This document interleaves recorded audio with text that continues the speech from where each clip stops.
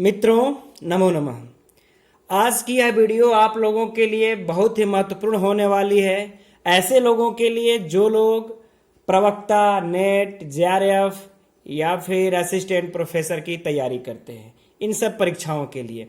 इसलिए हम सभी लोग एक नोट्स लेकर के बैठेंगे और क्रमशः इसका अध्ययन प्रारंभ करेंगे। चूंकि आज हम लोग काव्य प्रकाश में थोड़ी बहुत आचार्य मम्मट के बारे में जानकारी लेकर के, जो कि परीक्षा में प्रश्न पूछे जाते हैं, उसके बाद सीधे काव्य प्रकाश के मंगलाचरण की ओर बढ़ेंगे। तो सबसे पहले हम लोग आचार्य मम्मट के बारे में जानते हैं। यह कहाँ के निवासी थे, इनके माता पिता का क्या नाम था। तो यह इनको ऐसा कहा जाता है कि यह निवासी कश्मीर के थे। कहाँ के निवासी थे? कश्मीर के थे। चूंकि अब तक के अलंकार साहित्य के निर्माताओं की अब तक की धारा में जितने थे, दंडी, राजशेखर, भोजराज के अतिरिक्त और भी कई ऐसे सभी आचार्य जो थे कश्मीर निवासी थे। इसलिए अब इसी कश्मीरी पंडितों की परंपरागत प्रसिद्धि के अनुसार जो है हम लोग यह कहते हैं कि यह कश्मीर के थे। अब इसी में एक और नाम मिलता है इसी परंपरागत पंडितों की प्रसिद्धि के अनुसार कि जो नैषधि चरितम के रचयिता हैं श्रीहर्ष जो है नैषधि चरितम के रचयिता श्रीहर्ष इनके मामा थे। यद्यपि यह प्रश्न जो है इसका खंडन करते हैं लोग, यह प्रमाणित नहीं माना जाता, लेकिन फिर भी आप लोगों की जानकारी के लिए बता दे रहे हैं कि इनके रचयिता इनके मामा श्रीहर्ष थे। ऐसा जो कश्मीरी पंडितों की परंपरागत प्रसिद्धि के अनुसार माना जाता है। अगर मान लेते हैं कभी बाय द वे परीक्षा में पूछ ही दिया कि मम्मट के मामा कौन थे, तो श्रीहर्ष थे। इसलिए इसे याद रखिएगा। अब हम लोग बढ़ते हैं एक इनके आगे और भी जानकारी के लिए। तो इनके जीवन में जानकारी के लिए बहुत ज्यादा कुछ हमें प्राप्त नहीं होता, लेकिन एक सुधा सागर पुस्तक है, ग्रंथ है सुधा सागर। इसके रचयिता हैं भीमसेन। इनके इस ग्रंथ में हमें कुछ प्राप्त होता है। इनके जीवन के बारे में कुछ श्लोक लिखे हुए हैं जिसमें कहते हैं कि इनके जो पिता थे वो कौन थे? जय्यट। इनके पिता थे जय्यट, इनके पिता का नाम था। इसी ग्रंथ में हमें यह प्राप्त होता है। और इसी ही ग्रंथ में कहा जाता है कि मम्मट के दो छोटे भाई थे। छोटे भाई थे दो, वो कौन कौन थे? एक तो कहा जाता है कि एक कैयट थे और एक थे उव्वट और कैयट, यह दो उनके छोटे भाई थे। यह जो आप यह दोनों देख रहे हैं इनके बारे में जानकारी, यह सुधा सागर टीका के भीमसेन जो इनके ग्रंथ के रचयिता हैं, इनके द्वारा है। लेकिन यह तो मान लेते हैं जय्यट इनके पिता का नाम, इनके छोटे भाई कैयट, या अन्य विद्वान भी मानते हैं। लेकिन इनके जो छोटे भाई एक और हैं उव्वट, इनके भाई होने पर थोड़ा संशय व्यक्त होता है। क्या संशय है? क्योंकि जो उव्वट है यह एक वाजनेय संहिता भाष्य है। इन्होंने एक रचना की है, वाजसनेय संहिता भाष्य। इन्होंने एक रचना की है, उसमें इन्होंने अपना परिचय लिखे हैं। और इसमें इस परिचय में इस उव्वट के जो पिता का नाम यह लिखते हैं, वो कहते हैं बजरट है। इनके पिता का नाम बजरट है। तो उव्वट के पिता का नाम जब बजरट है, और जबकि यहां पर लिखते हैं कि कैयट, मम्मट के पिता का नाम जय्यट है। तो जब जय्यट है तो जय्यट के दो पुत्र हो सकते हैं। जय्यट के यह दो पुत्र हैं, एक कैयट और एक उव्वट। लेकिन यह अपने खुद की रचना में उव्वट ये वाजनेय संहिता भाष्य इनके उन्होंने खुद लिखा है, उसमें लिखते हैं कि यह पिता का नाम बजरट था। इसलिए यह उव्वट का खंडन हो जाता है कि यह इनके भाई नहीं थे। इसलिए लेकिन कैयट जो है, इनके पिता का नाम अन्य ग्रंथों में भी मिलता है कि जय्यट। इन्होंने अपने को भी कहा है कैयटो जेठात्मजः, अर्थात कैयट के पुत्र, अर्थात मैं जयट का पुत्र कैयट। तो यह कैयट उनके भाई हैं, यह सिद्ध है। लेकिन यदि परीक्षा में कुछ ऐसा आ ही गया कि भीमसेन के अनुसार या सुधा सागर के अनुसार कितने भाई थे मम्मट के, तो 2 भाई थे, एक कैयट और एक उव्वट। लेकिन यह विद्वानों ने इसको अक्सर करके नहीं माना है, लेकिन मान लेते हैं यदि परीक्षा में आ गया तब। लेकिन इनके पिता का नाम जयट है और इनके छोटे भाई का नाम कैयट, यह सभी लोगों ने माना है। तो इतना आप लोग स्मरण रखिएगा। अब इनके समय के बारे में भी थोड़ा चर्चा कर लेते हैं हम लोग। तो इनका जो समय काल माना जाता है वो 1050 ईस्वी के लगभग माना जाता है। यह परीक्षा का प्रश्न है मित्रों, इनका समय काल यह याद रखिएगा कितना है, 1050 ईस्वी के लगभग। अगर इस तरीके से देखा जाए शताब्दी में तो 11वीं शताब्दी के पूर्वार्ध। चूंकि यह भी, इसको भी आप लोग समझ लीजिएगा 11वीं शताब्दी क्यों, क्योंकि 10, ये ऐसे देख लेते हैं, इसको समझ लेते हैं, क्योंकि ये आपको 1000 तो व्यतीत हो चुका है, 1000 तो व्यतीत हो चुका है। अब आपको 11वां प्रारंभ हो गया, 11वां जब प्रारंभ हो गया तो इसलिए 11वीं शताब्दी हो गया। अब यह 50 लगभग है, तो जब 50 से जो पहले जिनकी जीवनी रहती है उसको हम पूर्वार्ध बोलते हैं, और जो 50 के जो बाद रहती है उसको हम उत्तरार्ध बोलते हैं। तो इनका जो है लगभग 50 के बाद है, इसलिए हम 11वीं शताब्दी का उत्तरार्ध बोलेंगे। लगभग इनका 11वीं शताब्दी का उत्तरार्ध इनका है समय काल। तो इतना हम लोग याद रखेंगे। अब इनकी रचना पर हम लोग चलते हैं। इनके जीवन के बारे में लगभग इतना ही प्राप्त होता है। अब इनके रचना के ऊपर चलते हैं, जो इनकी रचना है काव्य प्रकाश। अब हम लोग काव्य प्रकाश के इनकी रचना के बारे में पढ़ते हैं। इनकी एक रचना जो प्राप्त होती है काव्य प्रकाश। काव्य प्रकाश कहा जाता है कि इनकी अकेले की रचना नहीं है, इसमें एक कश्मीर के जो विद्वान थे अल्लट, इनका भी हाथ है। एक कश्मीरी विद्वान का भी इसमें हाथ है, जिनको कि हम अल्लट या अलक सूरी भी कहते हैं, जिनको कि हम अल्लट या अलक सूरी भी कहते हैं। नाम याद रखिएगा, यह दोनों नाम एक ही हैं, अल्लट या अलक सूरी। तो कहा जाता है कि काव्य प्रकाश के रचना में मम्मट के साथ साथ इनका भी हाथ है।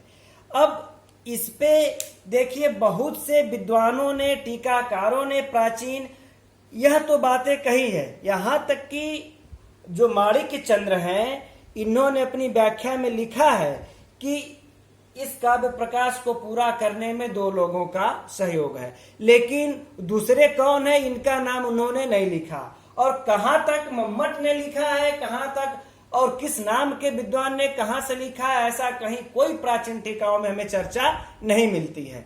लेकिन हमें जो है एक 1685 ईस्वी में आकर के एक लिखते हैं काव्य प्रकाश निदर्शना नामक टीका है इसका, काव्य प्रकाश निदर्शना।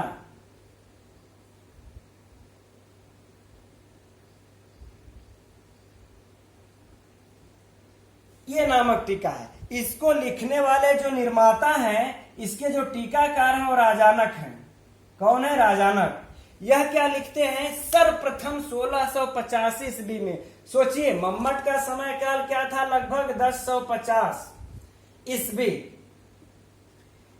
लगभग आपको 600 साल के बाद यह काव्य प्रकाश पर एक काव्य प्रकाश निदर्शना नामक टीका लिखा गया, जो कि राजानक ने लिखा। तो यह आकर के यहां पर सर्वप्रथम बार नाम लेते हैं कि मम्मट ने, अब बताते हैं कि यह 2 लोग कौन कौन से किया। तब बताते हैं कि मम्मट ने अपने इस काव्य प्रकाश की जो रचना की है वो मात्र परिकर अलंकार तक। कहां तक की है? परिकर अलंकार तक। जो कि 10वें उल्लास में है। 10वें उल्लास में यह आता है, 10वें उल्लास में आता है। इस परिकर अलंकार तक मम्मट ने रचना की। इसके बाद उनका देहावसान हो गया। उनके देहावसान के बाद अल्लट या अल्लक सूरी ने, फिर कहा जाता है वहीं अल्लट या अल्लक सूरी ने अल्लट या अलक सूरी ने इस ग्रंथ को पूरा किया। अब पूर्ण इसको किसने किया? इन्होंने किया। तो इन दो नामों को किसने कहा है? यह काव्य प्रकाश के राजानक ने कहा है।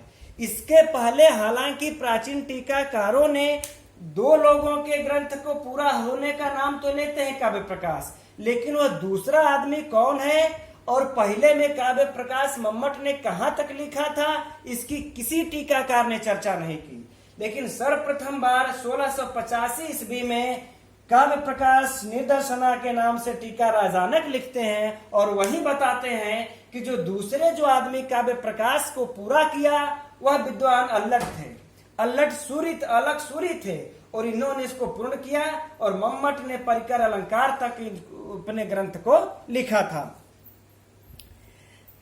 अब इसी को आज भी लोग विद्वान मानते हैं। अब जो प्रश्न बनता है, अब देखिए परीक्षा में कैसे प्रश्न बनता है कि काव्य प्रकाश को पूर्ण करने का श्रेय किनको जाता है? नाम आता है अल्लट, या फिर अलग सूरी को, अलग सूरी ने पूर्ण किया, या फिर मम्मट ने काव्य प्रकाश की रचना कहां तक की थी? परिकर अलंकार तक की थी। और यह सब जानकारी हमें किस टीका में मिलती है? काव्य निदर्शना में टीका में मिलती है। या फिर काव्य निदर्शना टीका के ग्रंथकार के रचयिता कौन है? राजानक। या फिर काव्य प्रकाश निदर्शना नामक टीका किस ग्रंथ पर लिखी गई है? काव्य प्रकाश। इस तरह से कई इसमें से प्रश्न बन सकते हैं। ये बहुत ही महत्वपूर्ण है, इसे याद रखिएगा। अब हम लोग आगे बढ़ते हैं। अब हम लोग इस ग्रंथ पर लिखे गए काव्य प्रकाश पर जो टीका लिखी गई उस पर थोड़ा सा चर्चा कर लेते हैं। वैसे यह टीका का मैं अलग से कई काव्य शास्त्रीय ग्रंथों पर, नाट्य शास्त्र, काव्य प्रकाश, काव्य अलंकार, साहित्य दर्पण, सभी की टीकाओं का मैं एक वीडियो बनाऊंगा। लेकिन इसमें से जो महत्वपूर्ण प्रश्न है इसके टीका से संबंधित, पहले उसको जान लेते हैं। इस पर देख लीजिए कि यह भी प्रश्न है एक कि किस ग्रंथ पर, संस्कृत साहित्य में किस ग्रंथ पर सबसे ज्यादा टीका लिखी गई है? तो भूलिएगा मत, भगवत गीता, भगवत गीता पर सर्वाधिक टीका लिखी गई है। इसकी टीका की संख्या 100 से ज्यादा है, 100 से भी ज्यादा है। यह परीक्षा में पूछ भी चुका है, याद रखिएगा। तो यह भी आप लोगों के परीक्षा का एक प्रश्न बनता है। अब काव्य प्रकाश की चर्चित पॉपुलरता, प्रसिद्धि की अनुमान आप लोग इतने से ही लगा सकते हैं कि जो विश्व में किसी भी पुस्तक पर सर्वाधिक टीका लिखे जाने वाली भगवत गीता के बाद किसी भी ग्रंथ का जो नंबर आता है वह है काव्य प्रकाश। इसके ऊपर लगभग आपको जितनी टीका लिखी गई हैं वह 75 टीकाएं लगभग लिखी जा चुकी हैं। सोचिए, विश्व में कोई भी पुस्तक हो, भारतीय साहित्य में सबसे अधिक टीकाएं भगवत गीता पर ही लिखी गई हैं। भारतीय साहित्य में सबसे अधिक टीकाएं भगवत गीता पर लिखी गई। इसके बाद काव्य प्रकाश पर 75 टीकाएं लिखी जा चुकी हैं लगभग। इन 75 टीकाओं में जो सबसे प्राचीन और पहली टीका है उसका नाम जान लेते हैं। जो सबसे प्राचीन है, यह बार बार परीक्षा में पूछता है, सबसे प्राचीन टीका कौन है? देखिए, संकेत टीका, संकेत टीका है सबसे प्राचीन। संकेत हम ऐसे लिख लेते हैं, चाहे ऐसे, संकेत टीका है। इसके लिखने वाले का नाम क्या है? माणिक्यचंद्र, माणिक्यचंद्र। यह बहुत ही इंपॉर्टेंट प्रश्न है मित्रों कि सबसे काव्य प्रकाश पर सबसे प्राचीन टीका कौन है? संकेत जी। इसको किसने लिखा था? माणिक्यचंद्र ने। अब सबसे नवीन टीका कहा जाता है इस पर कि जो सबसे नवीन टीका है वो कौन है?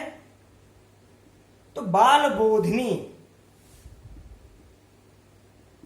बाल बोधिनी नाम की जो टीका है वह सबसे नवीन टीका है और इसको किसने लिखा है? झलकीकर वामनाचार्य। झलकीकर वामनाचार्य।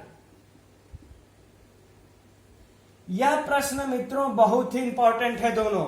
यह बार बार परीक्षा में पूछा जा चुका है बहुत से परीक्षाओं में, इसलिए इसे याद रखिएगा। यह इनकी टीका के बारे में हो गई। आइए अब हम लोग इसके बारे में कुछ और आगे पढ़ते हैं।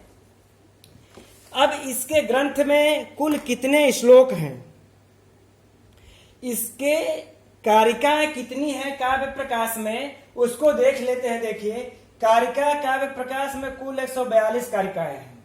यह परीक्षा का सबसे महत्वपूर्ण प्रश्न है ये तीनों मित्रों। तो कारिकाएं कितनी हैं? 142। और पूरे काव्य प्रकाश में सूत्र कितने हैं? तो 211। कहीं कहीं 212 भी मिलते हैं, इसलिए परीक्षा में जैसा ऑप्शन देखिएगा वैसा कार्य कीजिएगा। अब इसमें उदाहरण टोटल कितने हैं श्लोक? जो वह 600 श्लोक हैं। उदाहरण के तौर पर कई अन्य ग्रंथों से लिए गए हैं, उसमें कहीं 604 भी मिलते हैं। तो जैसा ऑप्शन देखिएगा वैसा इसको टिक लगाइएगा, लेकिन यह भी परीक्षा की दृष्टि से बहुत ही महत्वपूर्ण है। अब हम लोग आगे बढ़ते हैं इसमें। तो यह कुछ काव्य प्रकाश से जुड़े हुए कुछ महत्वपूर्ण प्रश्न थे जो परीक्षा में अक्सर पूछे जाते हैं या पूछे जा सकते हैं। अब हम लोग आगे काव्य प्रकाश के प्रथम उल्लास का वर्णन अब यहां से अध्ययन प्रारंभ करेंगे। आइए देखते हैं प्रथम उल्लास। काव्य प्रकाश का प्रथम उल्लास में सर्वप्रथम लिखते हैं, ग्रंथारंभे विघ्न विघाताय समुचितेष्ट देवताम ग्रंथकृत परामृशति।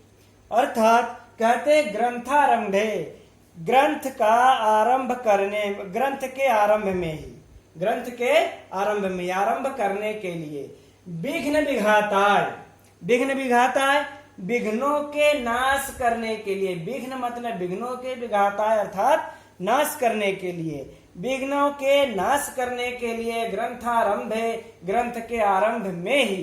अब क्या करते हैं? समुचितेष्ट देवताम, समुचितेष्ट यानी उचित इष्ट देवता, समुचित उचित इष्ट देवता का ग्रंथकृत परामृशति, समुचित इष्ट देवता का हम ग्रंथ को पूर्ण करने के लिए स्मरण करते हैं। अब क्या स्मरण करते हैं, अब आगे देखते हैं।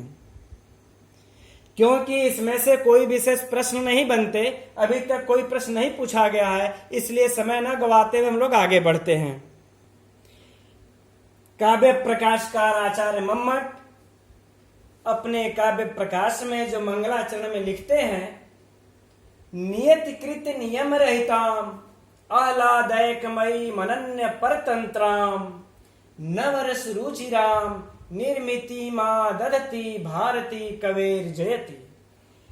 यह इसमें भारती कवेर जयति के रूप में, भारती कवेर जयति के रूप में उस कवि भारती का जय जयकार करते हुए यह लिखते हैं।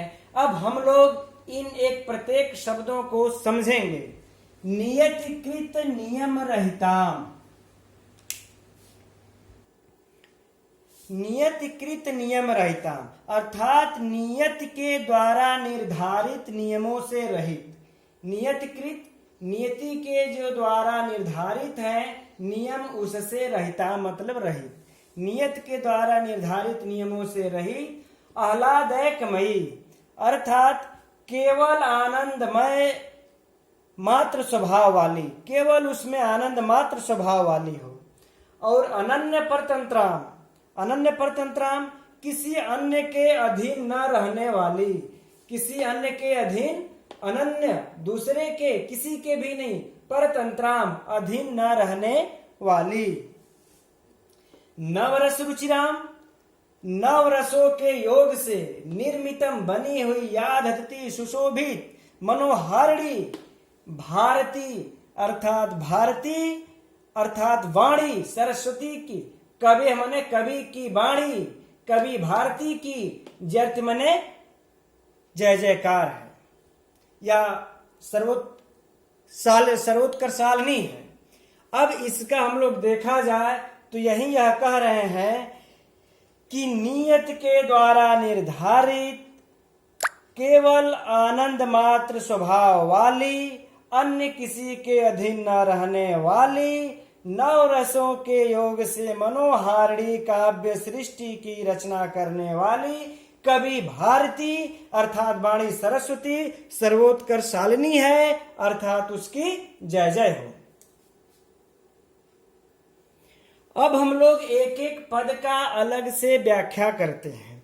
अब यहां पर करें नियतकृत नियम रहता। पहली इसकी विशेषता यह है कि ब्रह्मा की सृष्टि नियतकृत नियम संहिता है। यह बार बार पूछता है कि ब्रह्मा की सृष्टि कैसी है, ब्रह्मा की सृष्टि कैसी है। तो कहते हैं ब्रह्मा की सृष्टि नियतकृत नियम रहता के जगह पे संहिता है। ठीक, नियतकृत नियम संहिता। ठीक, जो प्रश्न परीक्षा में बनते हैं ऐसे ही बनते हैं। ब्रह्मा की सृष्टि कैसी है, काव्य प्रकाश के अनुसार नियतकृत नियम संहिता है। लेकिन काव्य प्रकाश के अनुसार कैसी कवियों की सृष्टि है, तो कवि की जो सृष्टि है वह नियतकृत नियम रहताम है। अब यह नियतकृत नियम रहताम संहिताम क्या है, इसको थोड़ा सा समझ लेते हैं। देखिए, जो नियत है, नियत के दो अर्थ हो सकते हैं। इस नियत के दो अर्थ हो सकते हैं जो प्रारंभ में दिया हुआ है नियति। इसके दो अर्थ हो सकते हैं। जो पहला है, कहता है नियम्यन्ते। अब यह पूरा लिखना थोड़ा सा मुश्किल है, टाइम ज्यादा लगेगा। नियम्यन्ते सौरभादयो धर्म नियतिकृत अनया इति नियति साधारणो धर्म पद्मत्वादि रूप, अर्थात जिसके द्वारा सौरभ आदि धर्मों का नियंत्रण किया जाता है वे पद्मत्वादि रूप असाधारण धर्म नियत पद से कहे जाते हैं। यह पहला अर्थ है नियम में। इसका अब फिर से हम एक बार समझा लेते हैं। जैसे मान लेते हैं ठेठ भाषा में आप लोग समझिए सौरभ अर्थात सुगंध, खुशबू। अब यह नियंत्रित होते हैं किसमें, पद्मत्वादि आदि में, पद्मत्वादि आदि में यानी कि पुष्प आदि में, पद्म आदि में, कमल आदि में नियंत्रित होते हैं। वह नियत है, निश्चित है, उसमें रहेंगे, चेहरे आदि में नहीं रहेंगे। यह ब्रह्मा की सृष्टि है, यह नियत कह रहा है, नियत। अब दूसरा नियम अर्थ क्या होता है, लेकिन इसी को थोड़ा सा और समझ लेते हैं। यह नियत, यह ब्रह्मा के अनुसार होती है। अर्थात ब्रह्मा के अनुसार हम लोग देखें, जो ब्रह्म की जो सृष्टि है, ब्रह्मा की जहां जहां पे पद्मत्व है वहां वहां सौरभत्व है, जहां जहां सौरभ है वहां वहां पद्म है। यह नियत, यह निश्चित है, यही नियतकृत नियम है, यह कहा जाता है। ले यह ब्रह्मा की सृष्टि यह नियतकृत नियम से युक्त है, इस नियम से युक्त है। लेकिन जो कवियों की सृष्टि होती है उनके में ऐसा कोई नियम नहीं होता। कवि क्या करते हैं, स्त्री का मुख होता है, स्त्री के मुख में किसकी, कमल की सुगंध को ला देते हैं, कमल की सुगंध ला देते हैं। लेकिन जो ब्रह्मा की जो नियत है, नियम है, वह बधे हुए हैं। वह सिर्फ सौरभ, पद्म में भी सौरभ ला सकते हैं, किसी दूसरे वस्तु में सौरभ नहीं ला सकते। लेकिन हमारे जो कवियों की जो नियति है इस नियमों से रहित है। वह कमल, स्त्री के मुख में कमल की सुगंध ला सकते हैं और उनके शरीर में कमल के समान कोमलता ला सकते हैं। उनके आंखों में कमल के समान सौंदर्य ला सकते हैं, इस कमल के समान सौंदर्य ला सकते हैं। अर्थात इनके लिए कोई नियम नहीं है।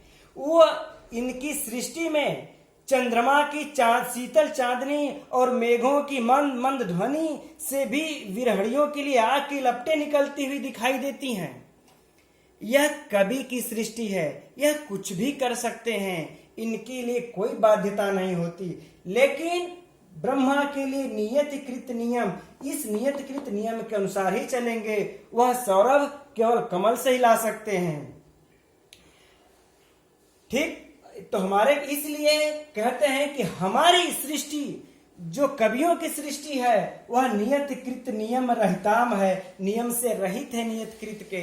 लेकिन ब्रह्मा की सृष्टि नियतकृत नियम सहित है। यह बार बार परीक्षा में पूछता है मित्रों, इसे याद रखिएगा।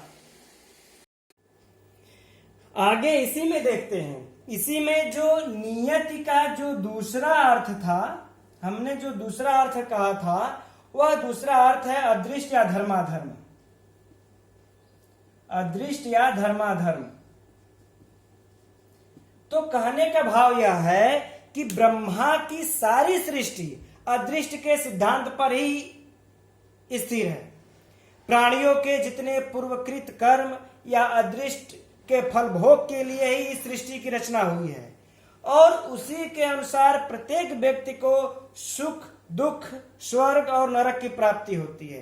परंतु जो कवि की सृष्टि होती है, इन सब बंधनों से परे होती है। जो कवि की सृष्टि होती है, ये सब बंधनों से परे होती है।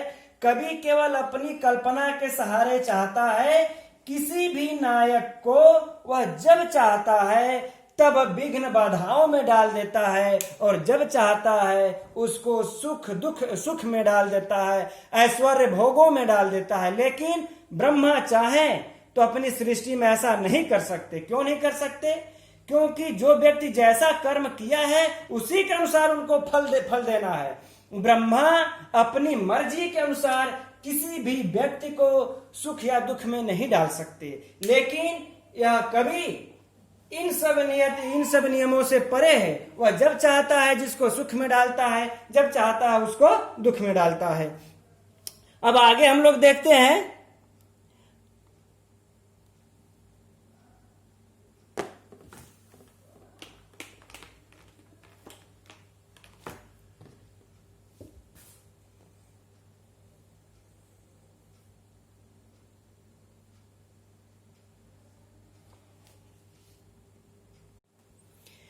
जो दूसरा है इसमें आह्लादकमयी, यह तो पहला था, यह दूसरा।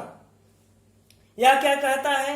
यह कहता है कि आह्लादकमयत्व, अर्थात ब्रह्मा की जो सृष्टि है, ब्रह्मा की सृष्टि में सिर्फ और सिर्फ क्या होता है? ब्रह्मा की सृष्टि में सुख भी है और दुख भी है। क्यों?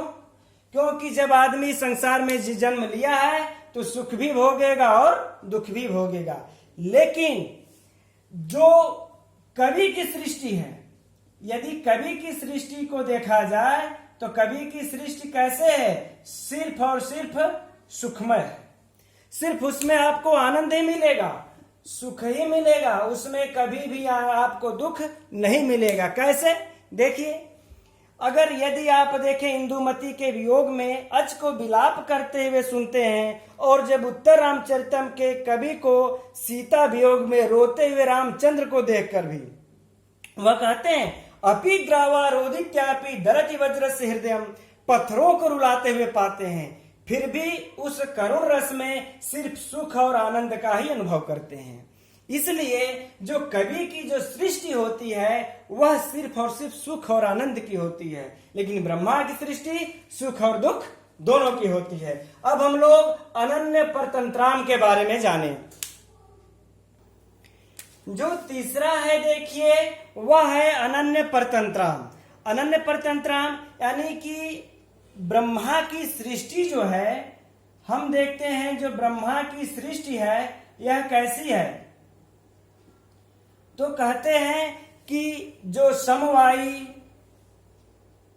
असमवायी, ये सब जो कारण होते हैं, इस कारणों के होने के अधीन है। क्या है? अधीन है। समवायी, असमवायी और निमित्त कारण आदि के बिना संभव न होने के कारण ब्रह्मा की सृष्टि इन सब कारणों के अधीन है। लेकिन जो हमारे कवि की सृष्टि है, हमारे कवि की सृष्टि कैसी है? यह मित्रों बहुत ही इंपॉर्टेंट प्रश्न है। यह परीक्षा में बार बार इससे संबंधित प्रश्न पूछा जाता है। क्या है? तो कह रहे अनन्य अनन्य परतंत्रा है, अर्थात यह किसी के भी अधीन नहीं है। इनकी जो है यह किसी के अधीन नहीं है, किसी के अधीन नहीं है। ठीक, इनके लिए क्या चाहिए? अगर परंतु कवि की जो सृष्टि है, इनकी कवि को इनकी सिर्फ एक प्रतिभा के अलावा कुछ नहीं चाहिए। इनको प्रतिभा के अलावा कुछ नहीं चाहिए। इसलिए जो इनकी सृष्टि है वह किसी के अधीन नहीं है, जबकि ब्रह्मा की सृष्टि समवायी असमवायी इन सब कारणों के अधीन है। इससे भी प्रश्न पूछता है। अब आगे देखते हैं। यह बार बार पूछता है कि कवि की सृष्टि कैसी है। तो कवि की सृष्टि परीक्षा में जब पूछे तो अनन्य परतंत्रा, सीधे कहिए कवि की सृष्टि कैसी है? अनन्य परतंत्रा। अब हम लोग नवरस रुचिराम के तरफ कहते हैं। नवरस रुचिराम, जो कवि की सृष्टि है वह कैसी है? नवरस रुचिराम है। कहते हैं कि ब्रह्मा की सृष्टि में 6 रस पाए जाते हैं। ठीक, 6 रस कौन कौन से? तो कहते हैं कि मधुर है, अम्ल है, मधुर है, अम्ल है, लवण है, कटु है। मधुर, अम्ल, लवण, कटु, कसाय, तिक्त। कसाय और तिक्त, ये 6 रस पाए जाते हैं ब्रह्मा की सृष्टि में। जबकि अक्सर करके लोगों को एक कटु और तिक्त रस लोगों को पसंद नहीं होते हैं, औषधि होते हुए भी उनको पसंद नहीं होते हैं। वह बहुत उसको कष्ट के साथ ग्रहण करते हैं यदि वो औषधि है तो भी। लेकिन यही जो कवि की सृष्टि है, कवि की जो सृष्टि में हम देखते हैं कितने रस हैं? 9 रस। वह 9 रस कौन कौन से हैं? तो कहते हैं श्रृंगार आदि हैं। श्रृंगार आदि वह 9 रस हैं।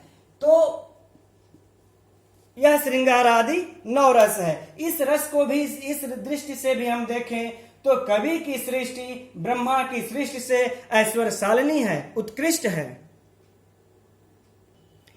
इस प्रकार काव्य प्रकाशकार मम्मट ने ब्रह्मा की सृष्टि की अपेक्षा कवि भारती की रचना में यह चार जो है 4 महत्वपूर्ण विशेषताएं पाई जाती हैं। इससे ब्रह्मा की अपेक्षा, इससे जो है यह ब्रह्मा की अपेक्षा कवि की सृष्टि अत्यधिक उत्कृष्ट और ऐश्वर्यशालिनी है। ऐसी कहते हैं, ऐसी उत्कृष्ट शालिनी सृष्टि की रचना करने वाली निर्मिति मादती, सृष्टि की रचना करने वाली भारती कवेर जेती, उस भारती यानी कि कवि भारती की जय हो, जय जयकार करते हैं। एक बार फिर से हम लोग इसको देखेंगे। इससे जो प्रश्न बनते हैं एक बार फिर मैं बता देना चाहूंगा कि यह बार बार पूछता है मित्रों कि कवि की सृष्टि कैसी है? नियतकृत नियम रहिताम। और ब्रह्मा की सृष्टि कैसी है? नियतकृत नियम सहिताम। कवि की सृष्टि कैसी है? आह्लादकमयी। ब्रह्मा की उसमें सुख दुख दोनों रहते हैं। कवि की सृष्टि कैसी है? अनन्य परतंत्राम है, जबकि वो उस ब्रह्मा की सृष्टि में अधीन होते हैं। और कवि की सृष्टि कैसी है? 9 रस रुचिराम, उसमें 9 रस होते हैं। ब्रह्मा की सृष्टि कैसी है? तो ब्रह्मा की सृष्टि में 6 रस होते हैं, जिसको कि हमने बोला लवण, कसाय, कटु, तिक्त, मधुर, अम्ल आदि। और अब सोचिए, अब आप ही इसका विचार कीजिए कि यहां हम देखते हैं कि हमारे कवि की जो सृष्टि है ब्रह्मा की सृष्टि से अत्यधिक ऐश्वर्यशालिनी है। अब इसमें अलंकार कौन सा होता है? तो अलंकार है व्यतिरेक अलंकार। यहां पर कौन सा अलंकार है इसमें? यह तो आप लोगों को बार बार परीक्षा में इसमें से एक प्रश्न आना तो तय है कि उनकी सृष्टि कैसी है, उनकी सृष्टि कैसी है। इसमें अलंकार कौन सा है? व्यतिरेक अलंकार। यह व्यतिरेक अलंकार क्यों कहते हैं? व्यतिरेक अलंकार में एक होता है उपमान, इसको भी हम समझा देते हैं आप लोगों को। एक होता है उपमेय, ठीक। उपमेय, उपमान हमेशा उपमेय के अपेक्षा श्रेष्ठ होता है, उसकी हम तुलना करते हैं। जैसे मान लेते हैं कि उपमान कमल होता है, उपमेय मुख होता है। हम हमेशा उपमेय की समानता उपमान से करते हैं सुंदरता के लिए, लेकिन जब इसी उपमेय को उपमान से अधिक प्रसिद्धि दिखा दिया जाए तब क्या होता है? ऐसी दशा में आपका व्यतिरेक अलंकार होता है, यह व्यतिरेक अलंकार होता है। अब देखते हैं कैसे। यहां पर उपमान कौन है? ब्रह्मा। और उपमेय कौन है? कवि। कवि की सृष्टि का क्या है? उपमेय। और ब्रह्मा की सृष्टि क्या है? उपमान है। ठीक। तो यहां पर कवि की सृष्टि क्या है? इसकी अपेक्षा उत्कृष्ट है, इसलिए यहां पर कौन सा अलंकार है? व्यतिरेक अलंकार है। यह व्यतिरेक अलंकार यही कहता है जब उपमेय की, उपमान की अपेक्षा उपमेय की अधिक ऐश्वर्यशालिनी उत्कृष्टता को दिखाया जा, सिद्ध किया जाए, तब वहां पर व्यतिरेक अलंकार होता है। तो यहां पर यह काव्य प्रकाशकार मम्मट ने क्या किया? इस उपमान ब्रह्मा की सृष्टि की अपेक्षा कवि की सृष्टि को अत्यधिक ऐश्वर्यशालिनी उत्कृष्ट दिखाया है। इसलिए इस श्लोक में कौन सा अलंकार है? व्यतिरेक अलंकार। यह भी परीक्षा का प्रश्न है मित्रों, पूछ देता है कि इसमें कौन सा अलंकार है? तो व्यतिरेक अलंकार है। और इसमें छंद कौन सा है? आर्या छंद है। कौन सा छंद है? आर्या छंद है। यह इसमें से महत्वपूर्ण प्रश्न है। अगर आप मित्रों इतना अगर पढ़ लिए हैं, याद कर लिए हैं, तो मेरा दावा है कि इससे बाहर से एक भी प्रश्न नहीं आएगा। अब हम लोग अगले वीडियो में अगली कारिका के बारे में अध्ययन करेंगे। तब तक के लिए मित्रों नमो नमः।